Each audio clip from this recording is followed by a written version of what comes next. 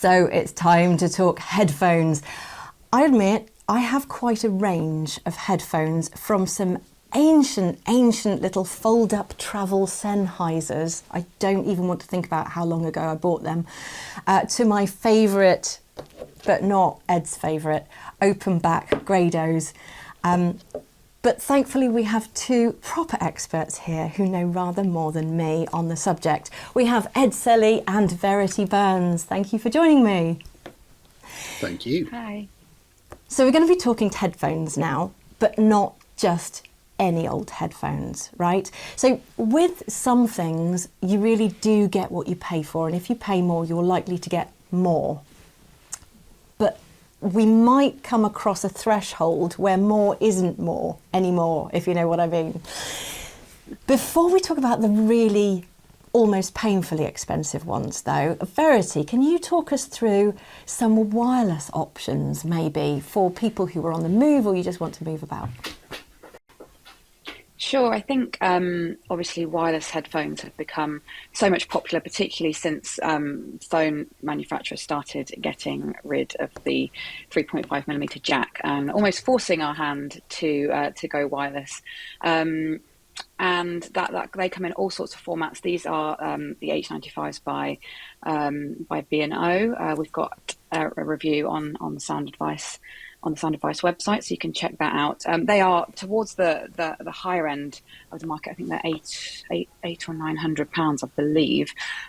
So they are still towards the top end. These are the Sony XM5s, which are Sony have come into the market rather late on the kind of wireless noise cancelling headphone market compared to manufacturers like Sennheiser, who've been in it for so long, but have done so well, and they're the latest ones in the range, and fantastic they are as well. So I think the thing with wireless headphones is you've got to look at things like battery life. Of course, you want to make sure that you're going to be covered for whether you're taking a plane now that we can again, or whether you're just thinking about a commute or taking your headphones down the gym or whatever it is that you're wanting to do. Obviously battery life is really important.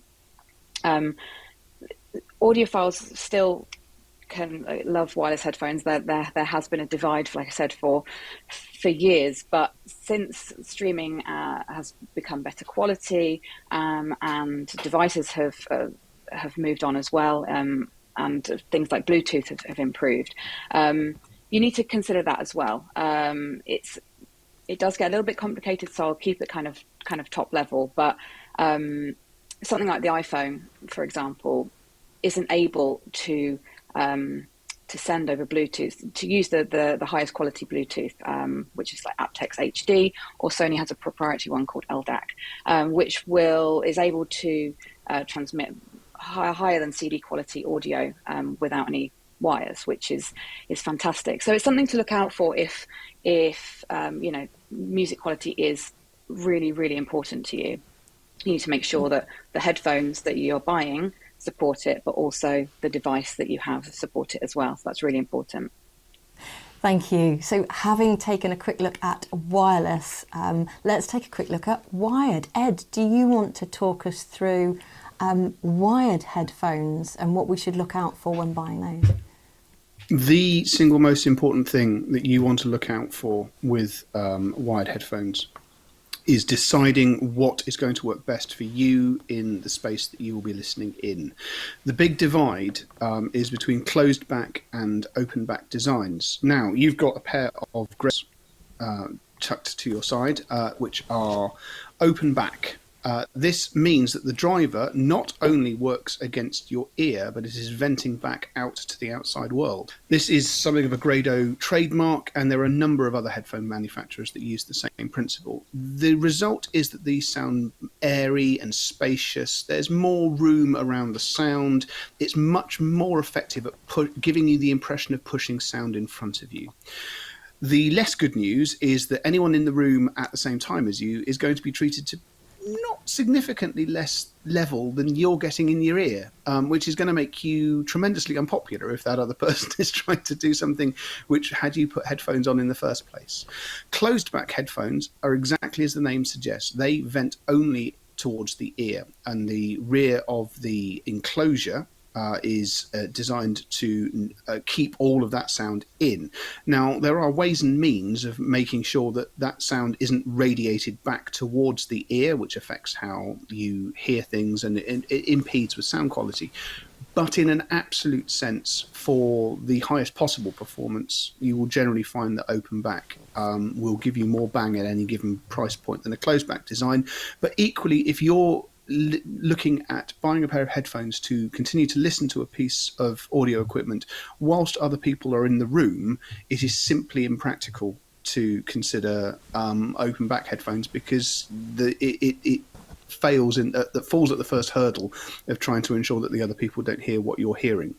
Now, it also goes without Sorry, I was just going to say, while we're on the topic of noisy environments, we also need to talk about noise-cancelling headphones. And we've got a question that has come in. So if you wouldn't mind answering this question from Murray, what's the best noise-cancelling system for headphones? And does it adversely affect the sound, the quality that you're getting? Right. In the last 5 years, we have had a genuinely revelatory period in terms of noise cancelling. It used to be that noise cancelling systems could handle something like a flat noise of an airliner cabin or something like that reasonably effectively. It could apply a fixed amount of cut to a fixed amount of noise coming in. These days we have adaptive systems. They use microphones that compare the sound on the inside and the outside of the headphone and respond dynamically. So there's always as much noise cancelling as is required, not a flat response noise cancelling. This means that the level of performance on offer is exceptional. Now, in terms of who's the best, I have to be in some ways impartial about this, because there are different strokes for different folks. Bowers and Wilkins go long on being able to handle everyday noise, peaks, troughs, so on and so forth. Bose, who's been active in noise cancelling for a very, very long period of time, they still offer perhaps the most significant reduction in exterior noise coming in. In terms of it affecting sound performance, this is where it gets really interesting, because you do get certain companies now, Philips with their latest L3, and to a lesser extent the Bowers & Wilkins PX7S2, which I've just been tinkering about with. These are products. The Philips actively sounds better with its noise cancelling engaged than with it disengaged. The Bowers & Wilkins sounds exactly the same across both. It is no longer the case where you flick it on and tonality is affected, things go weird. Almost any of the headphones I've tested in the last calendar year in the £300 and above category, you can use the noise cancelling and they sound every bit as good as they do being run as conventional headphones. That is fabulous, Ed. And Murray, I hope that answers your question. We've got another question coming, which I think is going to be for Verity. This is from Richard, and he says, even if you are paying only £200 or £300 for a pair of headphones, are you losing out on the quality if you then connect by Bluetooth? That's it goes back to what I was talking about before. It really does depend on what the Bluetooth, what the Bluetooth format that it's capable of. That's why I said to look out for things like aptX HD, or if you're buying from Sony, that you'll see that increasingly they're using their proprietary LDAC technology. But what you need is the headphones that support it, but you also need your source device to support it as well. And like I said, the iPhone, for example, doesn't do that. And I believe some of the most recent Galaxy headphones, Samsung Galaxy devices, phones, they don't support it either. So it's a tricky one. You need to make sure source and headphones support that. I mean, Bluetooth has got better over the years anyway. The stability has got so much better. It used to be a nightmare for dropping out connections all the time. So that's fantastic. That's really good news. But for the very best sound quality, you might want to consider perhaps a standalone device. standalone kind of music player, which will support the LDAC or the aptX HD formats, or consider a separate DAC, which is a whole kind of another topic, really. But you can get, one for another time. But you can get portable DACs that will help to boost and improve your sound quality from a source device. I think we're ending up writing the content for the next show as we go along in this one, aren't we? Things we want to spend more time on. And if you are in the chat, let us know what you want to spend more time on, and we'll make a list and make another show with all those things in. So we can't finish this session, even though we are pretty much out of time, guys. We can't finish this session without answering the question that we teased at the top. We promised people that you would be reviewing, or very quickly reviewing, a very, very, very painfully pair of headphones. And Ed, I believe you got your hands on a £5,000 pair of headphones. I did. It's the T+A. They're a German company. They've never made a pair of headphones until they embarked on this, and they figured that we would go from the top down. So what you've got there is the Solitaire P. As said, it is yours for a not inconsiderable £5,000.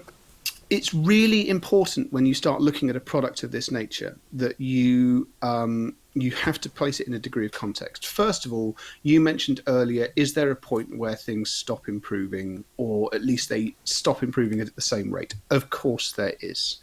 Is this twice as good as a pair of £2,500 headphones? No. Is it 5 times as good as a pair of £1,000 headphones? Absolutely not. You are paying ever greater sums of money to make ever smaller improvements. That is the law of diminishing returns, and it applies to everything in our lives. However, this is a product where they didn't set out to say, we're going to make headphones that cost X. They set out to make a pair of headphones that were as good as they could possibly be, and saw how much they cost at the end. And I'm childish enough to admit that that approach is something that I still admire hugely. It's so it's so unusual in this day and age. And they are sublime pieces of equipment. They are made from a tremendous selection of materials. They're not showy, but they are exquisitely built. They use a driver system which is called planar magnetic, which instead of having something that looks like a little speaker shrunk down inside of the enclosures, actually has a membrane across which a voice coil has been sprayed as a conductive fluid. So the whole surface becomes a transducer. And as you might expect, especially as it's then driven by 19 magnets aside, it's not the sort of thing that is easy to do or indeed cheap to do. Where a product like this makes sense is not as an addition to your hi-fi system. There will be a fortunate group of people that get to do that, but that's not what the aim of the game is here.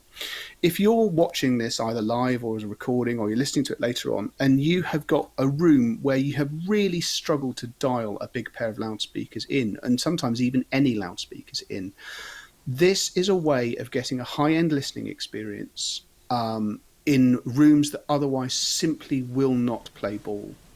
You're not looking to have them as well as your speakers, you're looking to have them instead of your speakers, and you construct a system around headphone listening. And the results are, it is arguably one of the most cost-effective ways of achieving an extremely high-end listening experience, with the caveat that it's a listening experience for one, and you need to make sure that you're comfortable and happy wearing headphones for very long periods of time.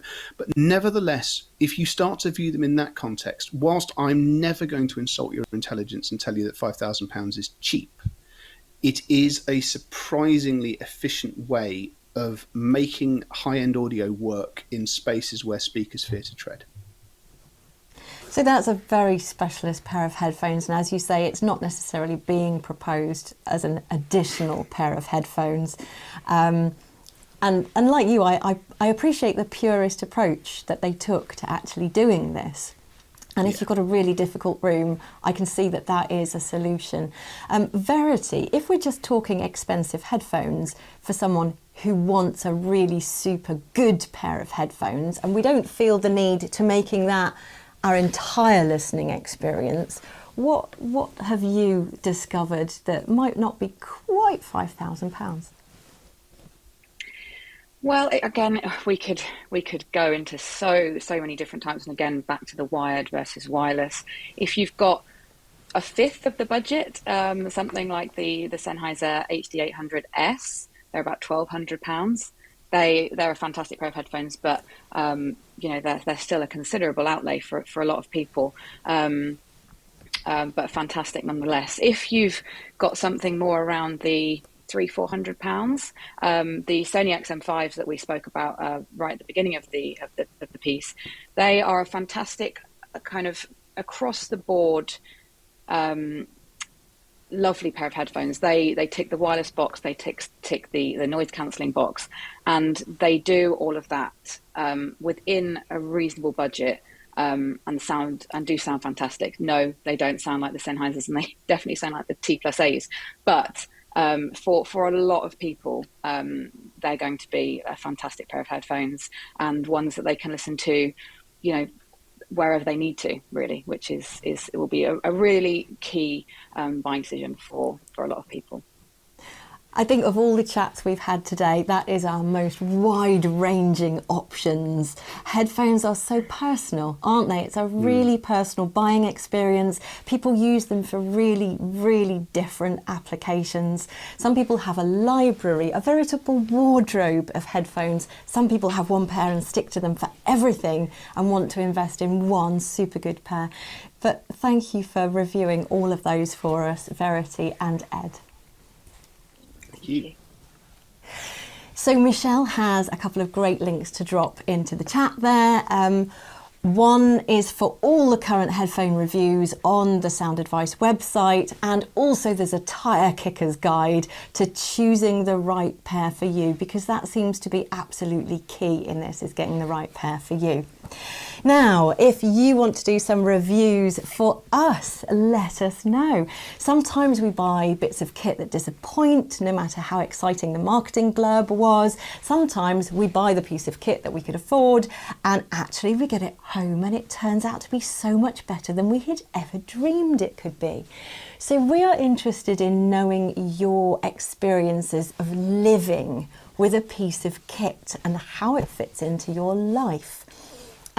If you would like to do a review like that, let us know. Michelle is going to drop the email address into the chat right now, so you can email us and let us know that you would like to do a review, and it will help our Sound Advice community, everyone sharing their advice and their hits and misses, if you like, to find some absolute gems that we might never otherwise have looked at, because they're maybe perfect for what somebody wants.